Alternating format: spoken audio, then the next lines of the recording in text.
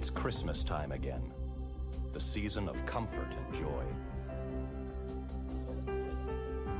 A time to stop all the hustle and bustle and enjoy the blessings of family and friends. Outside, the city is filled with magic. Inside, the house is transformed into an enchanted hideaway.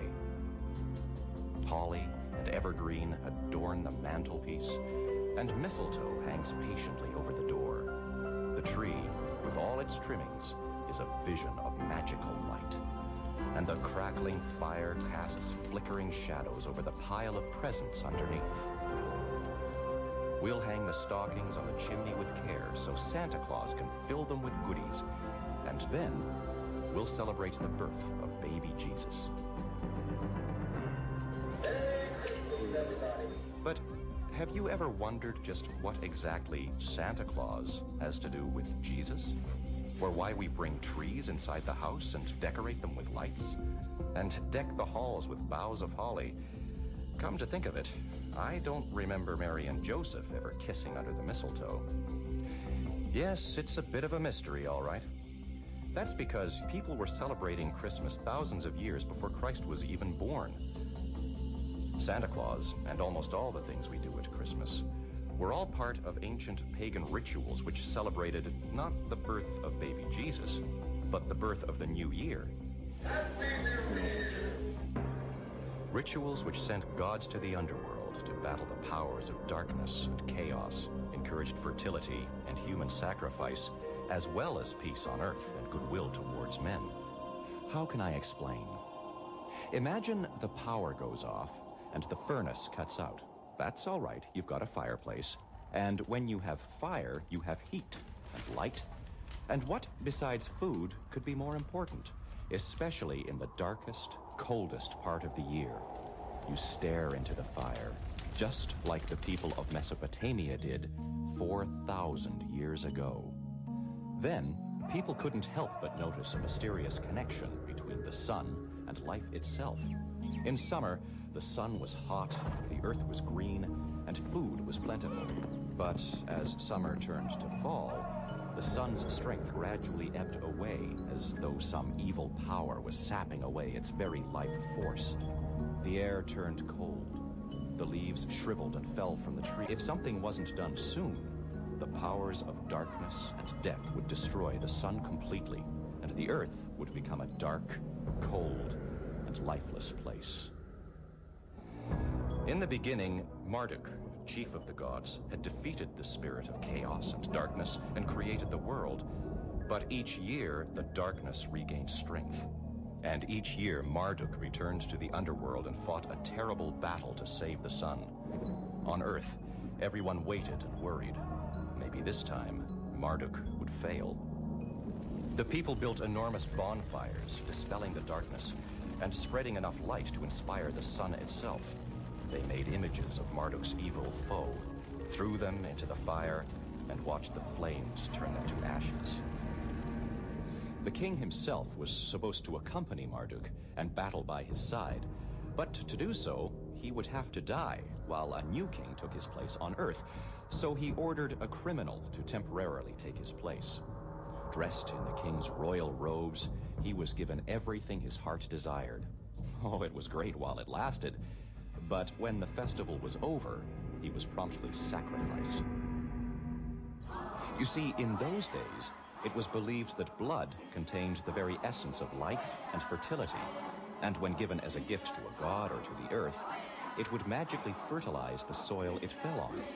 And since famine was a constant threat, fertile soil and healthy crops could mean the difference between life and death for the entire community. When the priests announced that Marduk had won, everyone began to celebrate.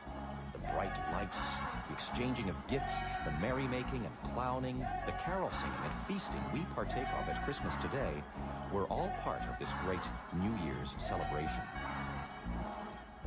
The ideas and customs of the great civilizations of Mesopotamia spread throughout Europe, influencing the celebrations of every culture they touched.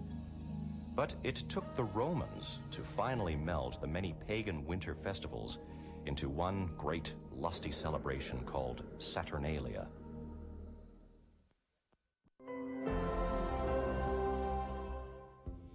In the Roman New Year's festivals of Saturnalia and the Calendai, Saturn replaced the Mesopotamian god Marduk as host of the ceremonies, but the rituals were much the same. The idea of reliving a golden age in the distant past set the mood for the festival. The days when Saturn, a just and kindly monarch, ruled, when everyone was equal and everyone was happy. It was a time of goodwill toward all. Schools were closed, no battles could be fought, and no one could be punished.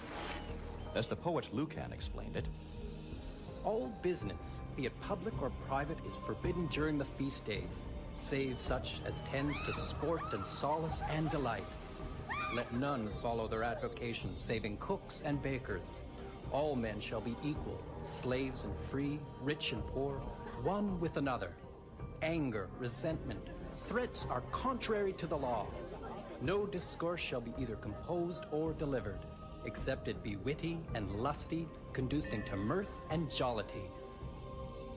Masters and slaves ate together, exchanged places, and all rules were turned inside out. The slaves chose one of their members to be king of the household festival. His word was law, and he commanded the guests to perform every outrageous act that came to mind. One must shout out a libel on himself, another dance naked, or pick up the flute girl and carry her thrice around the house. In Rome, these mock kings weren't sacrificed at the end of the feast, but in the Balkans, when Saturnalia arrived, the soldiers used a lottery method so the gods themselves chose which of them would be the king. For a whole month, the chosen one was given every indulgence. But when his 30 days were up, he had to stand at the altar and kill himself.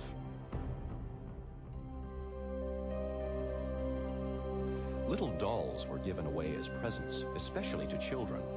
Sad to say, this custom was probably a remnant of human sacrifice too. For Saturn was an ancient agricultural god who ate his own children, and his Carthaginian counterpart was the god Baal, whose horned figure contained a furnace into which children were sacrificially fed.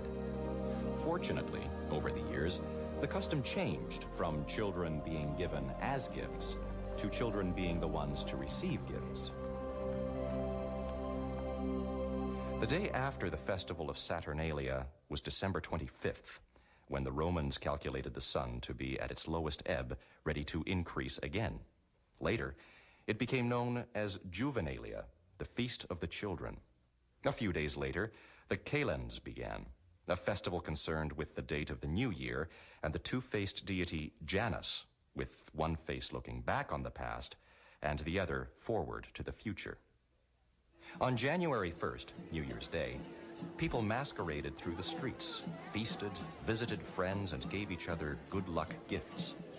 Originally, they were candles and lucky fruits. Later, they were lucky cakes and other tokens of well-wishing. Halls were decked with boughs of laurel, and evergreens were decorated with candles to fend off the spirits of darkness. This is how Libanius, the Greek sophist of the 4th century, described the celebration. The festival of Kalends is celebrated everywhere as far as the limits of the Roman Empire extend. Everywhere may be seen carousels and well-laden tables. Luxurious abundance is found in the houses of the rich, but also in the houses of the poor. Better food than usual is put upon the tables. The impulse to spend seizes everyone. He who the whole year through has taken pleasure in saving and piling up his pence becomes suddenly extravagant. People are not only generous to themselves, but also towards their fellow men. A stream of presents pours out on all sides. The Kalends festival banishes all that is connected with toil and allows men to give themselves up to undisturbed enjoyment.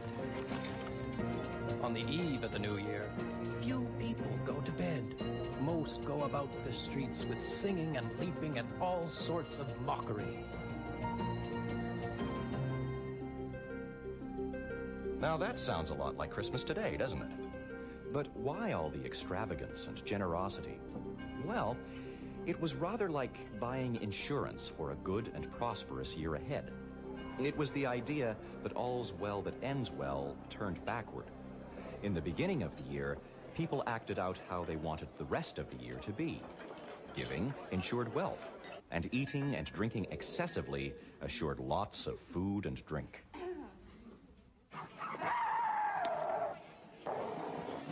But the strangest Kalen's custom of all was one which horrified the early Christian church. On those days, the heathen dressed themselves up in indecent deformities. These miserable men put on counterfeit forms and monstrous faces at which one should rather be ashamed and sad. Some are clothed in the hides of cattle, others put on the heads of beasts, rejoicing and exulting that they have so transformed themselves into the shapes of animals that they no longer appear to be men. How vile, further, it is that those who have been born men are clothed in women's dresses. They have bearded faces, and yet they wish to appear women. Actually, the custom of masquerading in the hides of animals, women's clothing, and outrageous masks was originally celebrated in Greece, Gaul, Germany, and Great Britain long before the Romans arrived. Rituals whose ancient origins carry us back to a dimly remembered past belonging to mystical druids, Viking heroes, and the mysterious horned god.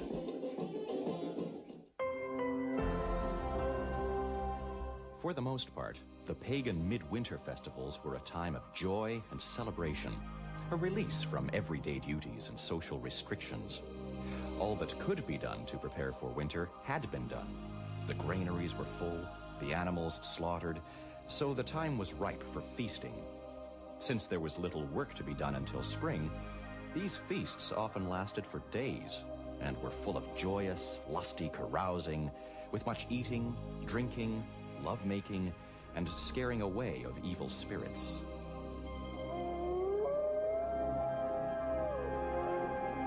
Yes, evil spirits, for winter was the time when death and darkness ruled the earth and attracted ghosts and otherworld spirits to roam among the living. In the dead of winter, the evergreen symbolized the permanence of the life force. Its green, death-defying leaves suggested strange powers, as if they contained the sun within themselves, and of all the evergreens. Holly and ivy and mistletoe, which all bear fruit only in the winter, were seen as a triumph of fertility over the forces of darkness and death. For as long as is known, these plants were brought into the house to protect the home from the evil spirits so abundant during the dark time of the year, and to attract fruitfulness in the year to come. Evergreen trees, which didn't bear fruit, were decorated with gilded nuts and apples. Mistletoe was especially revered by the Celtic priest class, known as the Druids. They called it the all-healer, and not only did it increase the productivity of the soil and fertility of cattle, it also cured impotence, and sprigs fixed above doorways kept away lightning and many kinds of evil. Since mistletoe has no roots in the ground, it was believed to come from heaven itself, and that's what gave it such wondrous powers. If the mistletoe grew on the sacred oak, it was especially powerful. To the Greeks and the Celtic Druids, the oak was the holy tree which, when struck by lightning, transported the gift of fire from the sun god to the earth. On the 6th day of the moon, clad in white robes, the archdruid would cut down the mistletoe with golden sickles and catch it in a white cloth so it would be untouched by human hand.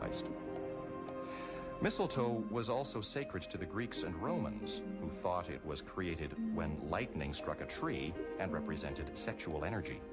The Germanic tribes believed that all who passed under the mistletoe were kissed by Freya, the goddess of fertility, and were blessed with sexual power.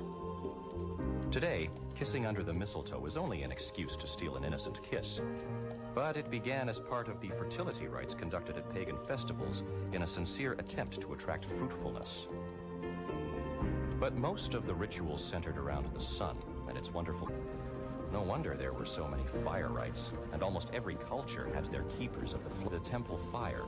If it ever went out, the punishment was death, and new fire was obtained from a lightning strike. On the last of the year, the Celtic people lit huge bonfires on the hills to ward off evil spirits, while the Lord of the Dead gathered up the souls of those who had died during the year. Offerings, sacrifices were made to ensure the souls a safe journey to the other world.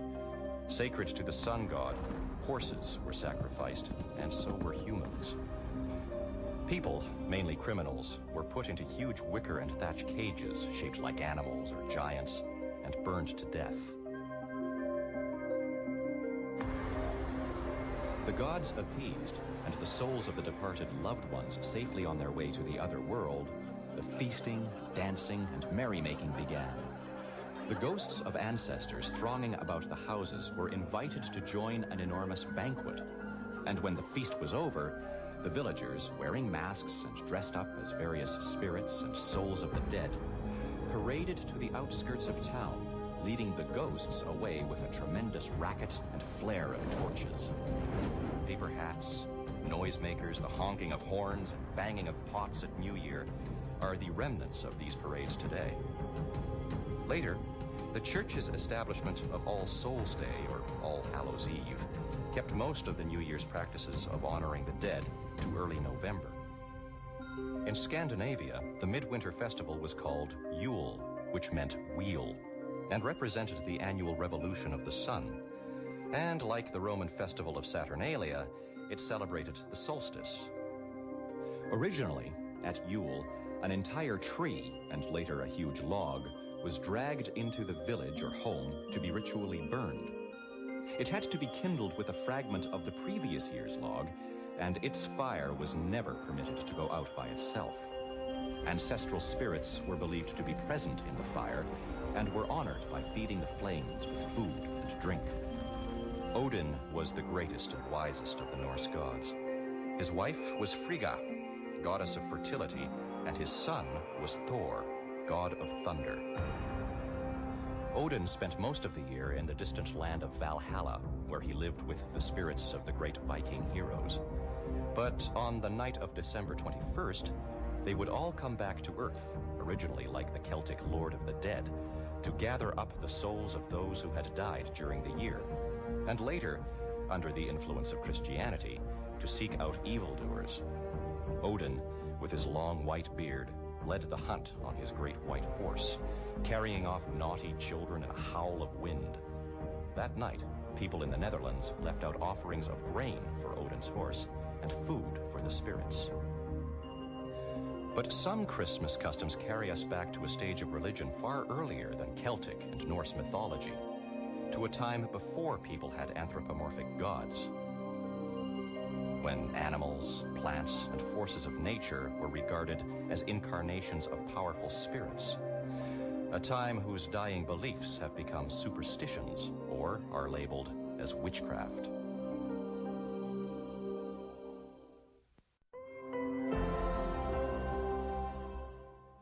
In parts of Europe during the last Stone Age and early Bronze Age, there lived a small, dark people who survived by hunting animals and gathering roots, fruit, and berries. Many of their gods took the forms of the animals which gave them life, and their priests, or shaman, wore ceremonial horns and sacred skins. The sacred horn and cloven hoof, later adopted by the church to depict the devil, was a symbol of good, and the horned god was the very first incarnation of Santa Claus. The killing and eating of a sacred animal or plant was not an offering to a god to gain his favor, but a sacrament, like the eating of the body and drinking of the blood of Christ at Mass. And through contact with the divine life present in the animal or plant, one was blessed. Although the actual eating and drinking of the flesh and blood was the most perfect contact, blessings were also to be had through external contact, when you were merely sprinkled with the blood, wore the hides, heads, or horns of sacrificed beasts, or brought sacred sprigs and boughs into your home. Then, one day, strange giants over 6 feet tall, bringing iron and agriculture, entered the world of the little people, and most of them scattered. But some of their shaman mixed with the newcomers and became highly respected for their knowledge of herbs, as midwives and healers. Known as witches, they were also feared and hired for their knowledge of herbal poisons. And up until the 16th century, every large British household had one of these witches on its staff. But when the Catholic Church initiated the Great Witch Hunt, the remaining little people were forced to retreat, first to the heart of the ancient forests, then to marshes and inaccessible mountain areas, until eventually they faded into the mists of time, partly destroyed and partly absorbed by their conquerors. Expert archers and woodsmen, dressed in their forest green clothes, they blended into the forest, appearing and disappearing at a moment's notice. All this instilled a superstitious fear in their overlords that the little people were endowed with supernatural powers. At first, the little people were vindictive. They caused sickness, ruined crops, buildings caught fire, animals died, and children were stolen from their cots. Eventually, the farmers pacified them by putting out food for them. Their tools were made of wood, so few traces of their existence remain. Only tiny stone-tipped arrows or elf darts, and hundreds of myths and legends. In Britain, they were known as elves, fairies, and goblins. In Norway, as the Nisser, and in Sweden, the Tomtar. Now, throughout most of the world, the little people have long been relegated to the realms of superstition. But in Scandinavia, to this very day, the bringer of gifts at Christmas is a tiny Yule goblin, the chief of the little people. With his little pointed cap, dressed all in red, he comes every year, and children leave out porridge to keep him in good humor. And in North America, everybody knows that the little people are alive and well and living in the North Pole. There, they are happily employed in Santa's workshop, making toys for the children of the world.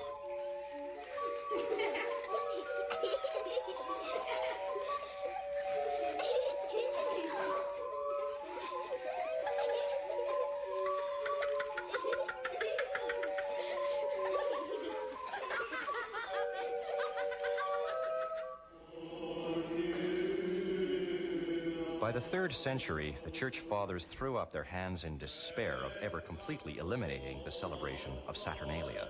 It was far too popular. Instead, they decided to adopt most of the pagan traditions, baptize them with Christian meaning, and reorient the entire festival toward the Christian Sun of righteousness.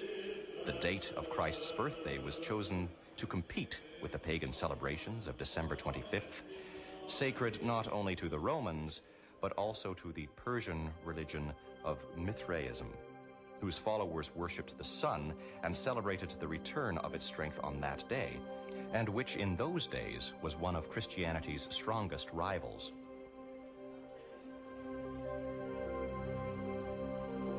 Decorating houses and churches with evergreen boughs was explained by quoting the prophet Isaiah, who had predicted the day when The glory of Lebanon shall come unto you, the fir tree, the pine tree, and the box tree, to beautify the place of my sanctuary.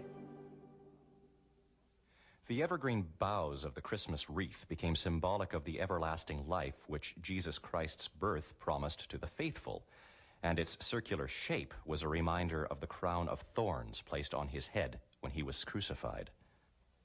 Holly now symbolized eternal life. Its bright red berries represented the drops of blood Jesus shed on the cross. Their color also represented the burning love for God, present in the hearts of the faithful. The prickly leaves remind us of his crown of thorns. Later, during the Middle Ages, the red berries of the holly were believed to keep witches away, and holly became the traditional lucky evergreen for wreath making. Only mistletoe, the pagans' most sacred symbol of fertility, was entirely banned from the church. The Christmas tree, as we know it, began in Germany in the year 718, when St. Boniface arrived from England to convert the pagans. Determined to root out all that was heathen, he cut down a sacred oak in the city of Gismar. To pacify the angry worshippers, he planted a fir tree in its place, and declared this to be a symbol of their new faith. It so happened that this took place on Christmas Eve.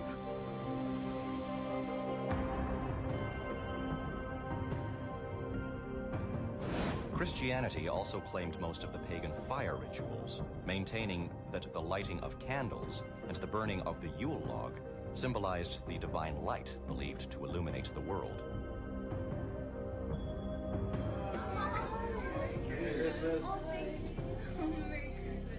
Exchanging gifts was said to relate to the gold, frankincense, and myrrh that the wise men carried with them from the east when they came to pay homage to the newborn Christ.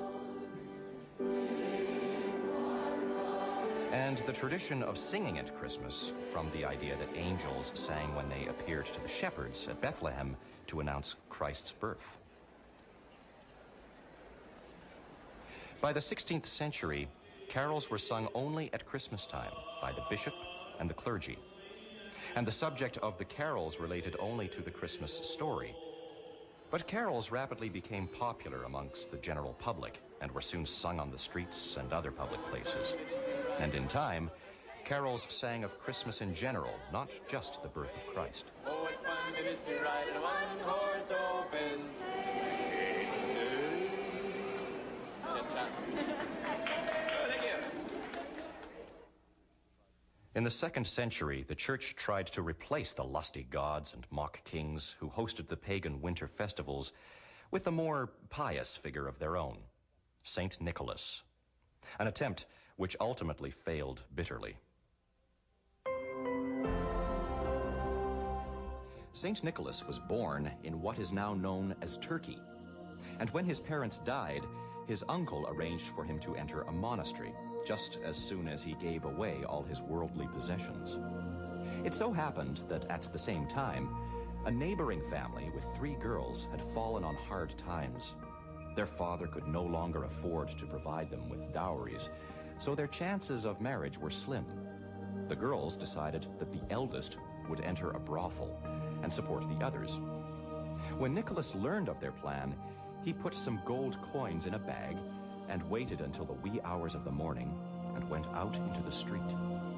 The next morning, one of the girls found the little bag of gold. Some say it was lying in her shoe, others in her stocking.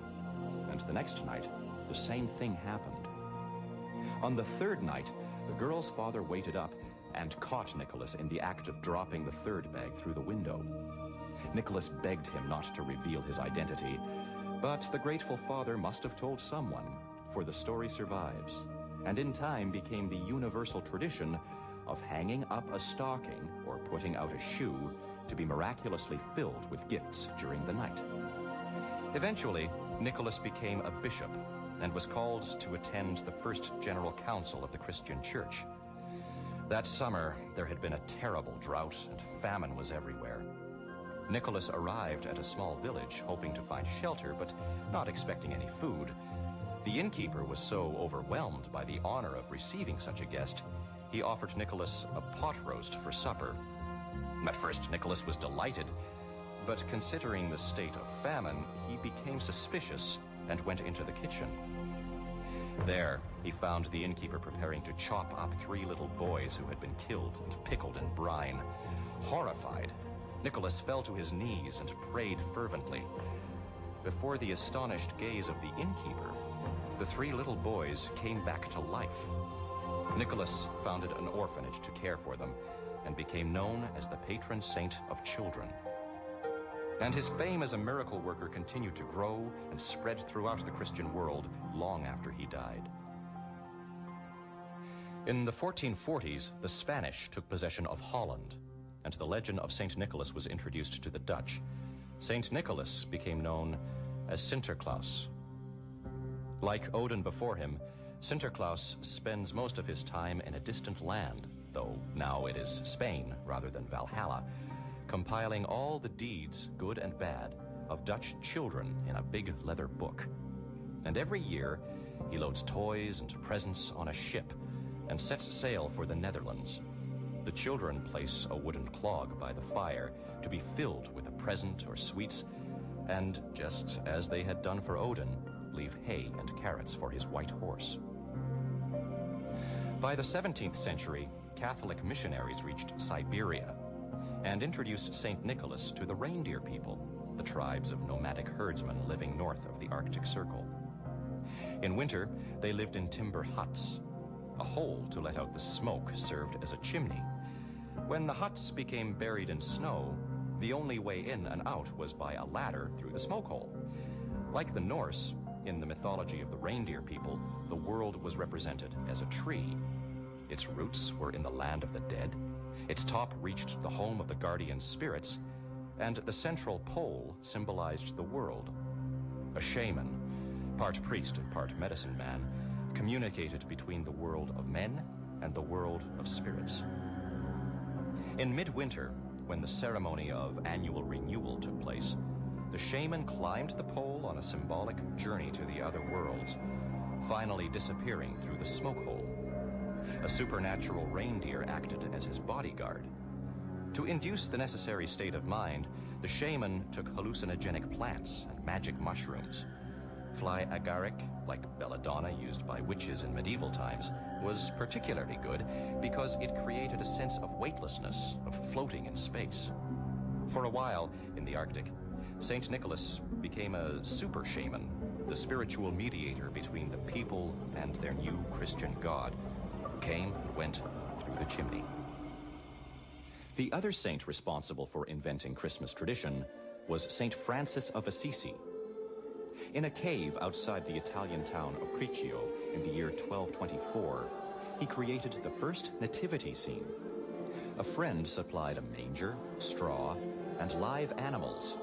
People came from far and wide to see it, while Francis stood in front of the manger delivering sermons. His idea caught on, and today, nativity scenes are popular throughout the Christian world. By the Middle Ages, Christmas in England was a crazy mixture of Christian, Roman, Norse, and Celtic custom. Alongside St. Nicholas was Old Father Christmas, who wore a wreath of holly above his large bearded figure and looked like a cross between Bacchus and a druid priest. Like Sinterklaas, he inherited Odin's long white beard and traditionally traveled on a white donkey or even a horned goat. Old Father Christmas also led the Mummers, a troupe of traveling actors who wandered from tavern to tavern and village to village. Their plays incorporated many elements of pagan ritual, and the main theme was always death and rebirth. Father Christmas is often shown holding a large bowl called a wassail bowl. The word comes from the Anglo-Saxon washael, be thou hail, and expressed a wish for good health. This festive toast was traditionally offered with a concoction of hot ale, roasted apples, sugar, and spices. The beautifully decorated wassail bowl was taken from house to house and passed around so that everyone in the household could share in the spirit of fellowship.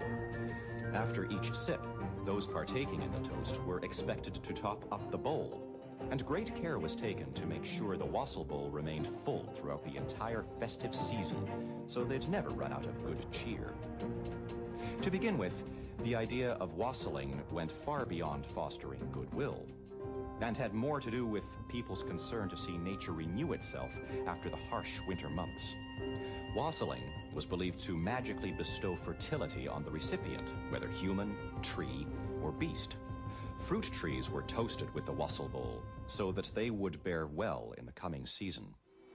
Later, wassailing was the word for a group of people, mainly children, going from house to house singing carols in the hope of receiving a reward. There was also a mock king, the lucky one who found the solitary coin or bean in their portion of Christmas pudding. He was titled the King of Misrule, or King of the Bean.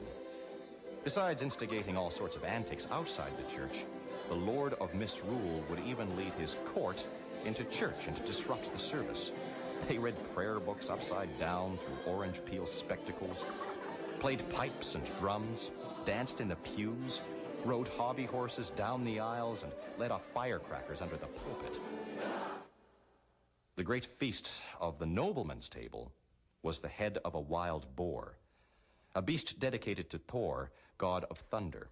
Mouth, He was the main decoration on the medieval table.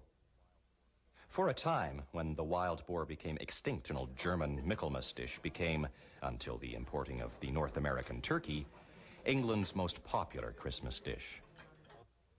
Cakes, wheels into which a candle was placed, a complete mix-up of sacrificial, Christian, and sun symbols, but all based on reverence for the grains of wheat and oats saved from the last year's harvest and baked in hope of a good year to come. The early practice of adopting pagan beliefs and giving them Christian meaning had its advantages. It made the church festivals popular, but it also encouraged a certain pagan lustiness, which finally led the Puritans of the 17th century to condemn all festivals as evil. In England, Henry VIII broke with the Catholic Church. The monasteries were dissolved and the pulpits silenced. In the Puritan strongholds of Europe, Christmas was abolished. Churches were closed, shops and offices ordered to stay open during what had been a holiday period. Christmas went underground. The great displays were over, and people began spending Christmas at home with family and close friends. In 1660, Christmas returned, and Charles II became king, but he never brought back the full-scale merriment Christmas had once known. The repression had lasted 18 years, time enough for many Christmas customs to fall away. Throughout Protestant Europe, St. Nicholas became nothing more than a figure of fun, a folk character stripped of religious significance. And so he remained for almost 200 years, until the United States of America transformed the fallen miracle worker into a global superstar.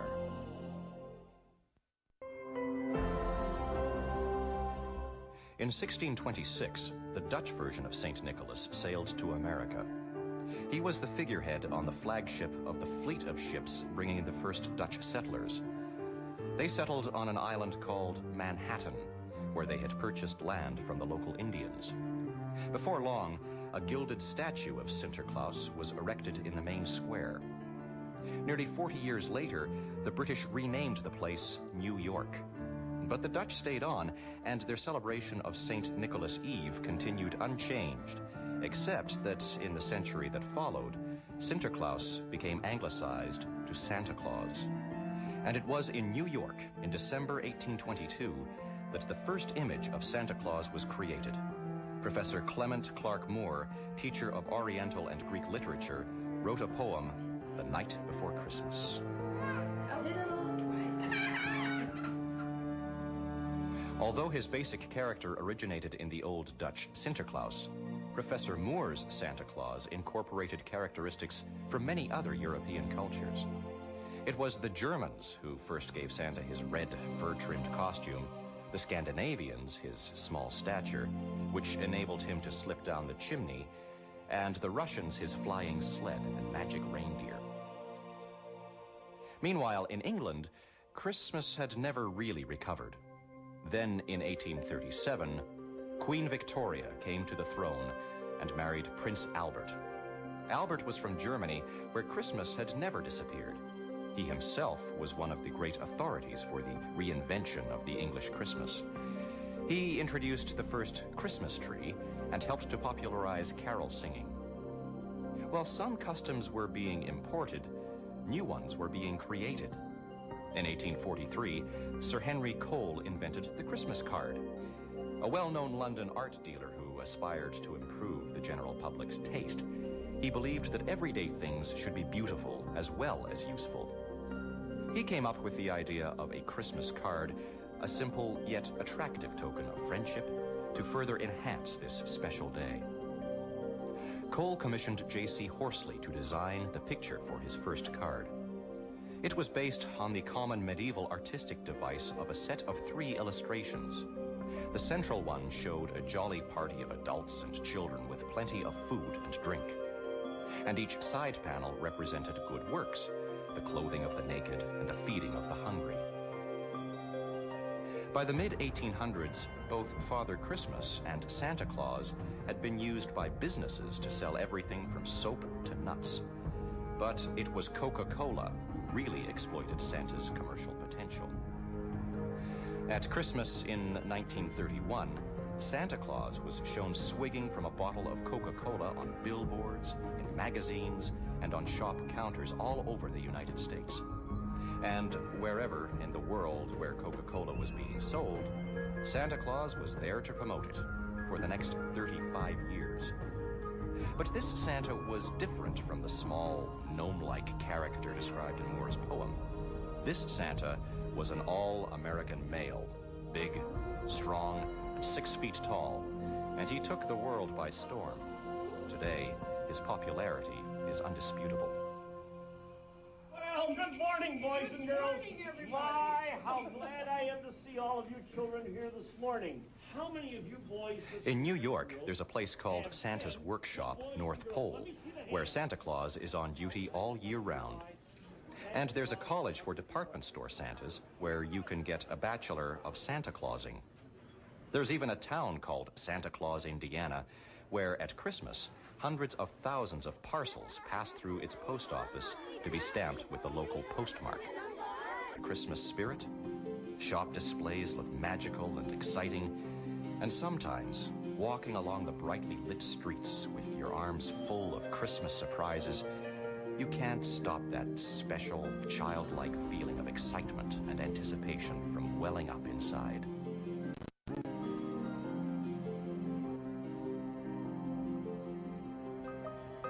And Christmas is still the greatest time for giving. Organizations like the Salvation Army receive the majority of their donations during the Christmas season. Donations they must budget out over the entire year to fund their charitable programs.